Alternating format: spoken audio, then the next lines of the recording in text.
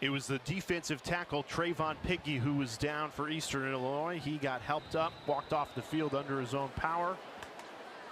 And now Alabama can set up with the extra point.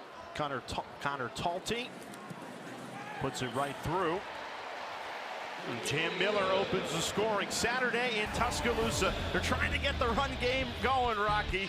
Yeah, they did. The big interception by Dijon Lee gets the ball back to the offense. Pretty heavy run-oriented. Then Jam Miller punches it in for the touchdown. 7-0 Alabama.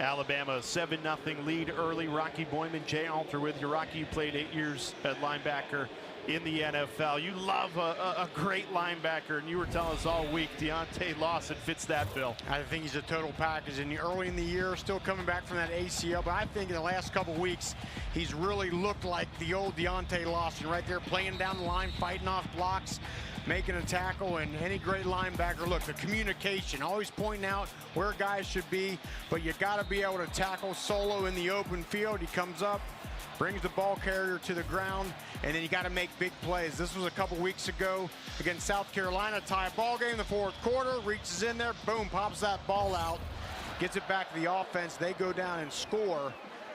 And the thing you love about Lawson, too, is he didn't come in starting right away, but he's earned his position, and he has been a fantastic playmaker.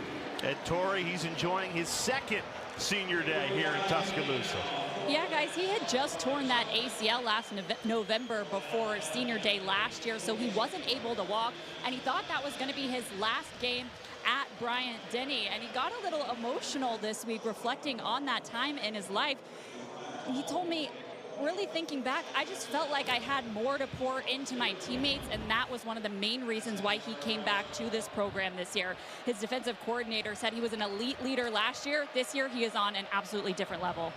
Yeah, the one thing that Alabama pointed out to us is there are 3 linebackers that get the vast majority of the snaps, all seniors. So today's an opportunity to see what the young guys can bring. You see QB Reese, 36, in there for Lawson right now as Bray Hubbard makes the play.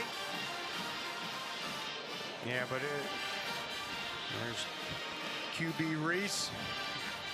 And that's one thing about Alabama. They are not scared to play a freshman out there. They want to get these great athletes, these 4- and 5-star guys out on the field. And as you said, Jay, a great opportunity today to get some experience.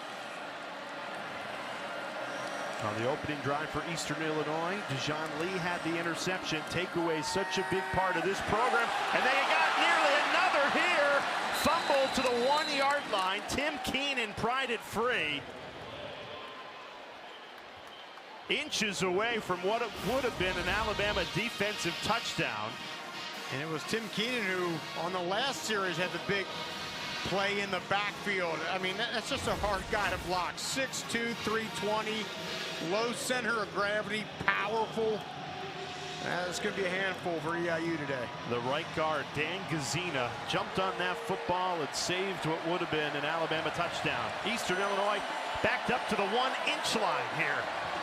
Taking the snap out of the end zone. Third down, just trying to avoid the safety. And the Crimson Tide defense, they smell the blood in the water.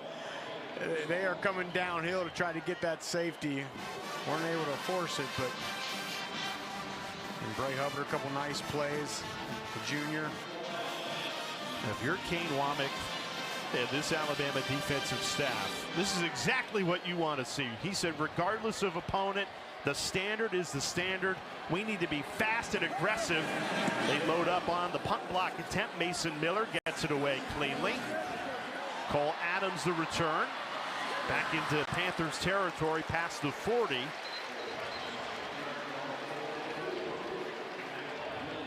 A great start for Tim Keenan and this Alabama defense. This was him pregame.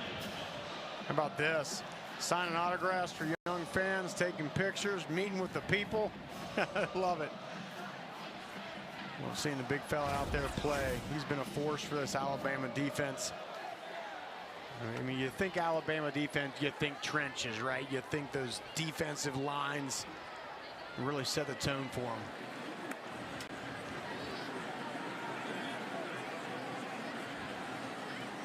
Favorable starting field position once again. Both Alabama drives now have started in Eastern Illinois territory. They go right back to the run game. Kevin Riley into the secondary, gain of 9. Ryan Grubb wants to establish that run. It was the #1 thing on your checklist. Rocky, they've got 3 straight games under 100 yards rushing for the first time since 2004. Yeah, I don't think this backfield has any true home run hitters in it, so it does come down to consistency and reading the blocks right, a little bit better vision out of the running backs. That's what Ryan Grubb wanted to see here today. But got to get that run game, make it efficient here for the final push. Keep it on the ground. A couple of missed tackles, and Riley picks up the first down for the Crimson Tide.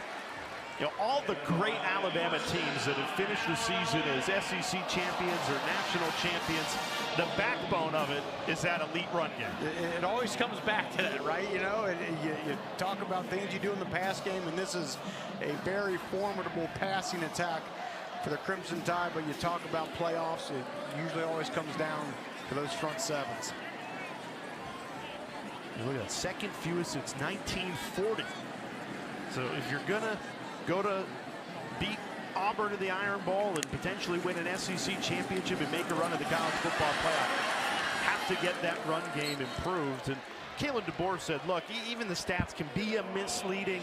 We had 110 yards rushing last week, but then we negate 30 of it because of sacks we took. Well, and also he pointed out, we went back and watched, there were some opportunities where the blocking was great. Just some of the running back vision, a couple of holes they missed that could have ripped off some 20, 30-yard runs. He thought this offensive line gets a little more criticism maybe than they deserve. It's kind of a team effort. You need those backs to complement that offensive line. And it's an offensive line that's reshuffled today with starting center Parker Brailsford out of the lineup. Simpson rolling right, tosses it, and finds Rico Scott. He's bounced out of bounds inside the 10-yard line. And Brailsford, not the only starter missing for this Alabama offense. Their top wide receiver, Jeremy Bernard, out. And their top tight end, Josh Cuevas, is out. So 3 key missing pieces here today. Yeah, and Cuevas, he injured his foot in practice this week. That's a big loss. Expecting to get Bernard and Brailsford back for Auburn a week from today.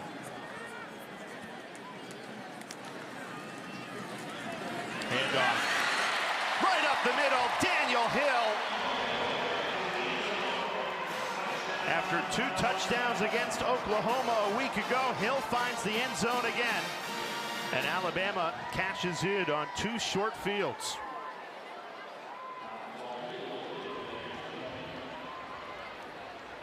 The field position, the name of the game, Rocky. 2 offensive possessions that have